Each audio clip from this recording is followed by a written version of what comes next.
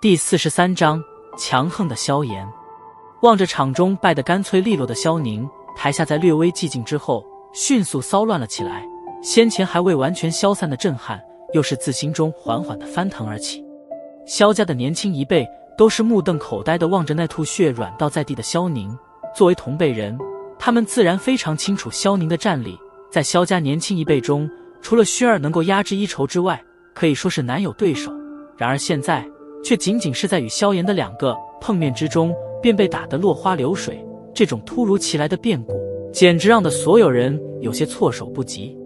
台下望着那迅速落败的萧宁，萧玉一张俏丽的脸颊同样是布满着不可置信，微微张开的红润小口宣示着其内心的震惊。半晌后缓缓回过神来，萧玉修长白皙的玉颈泛上点点红润的颜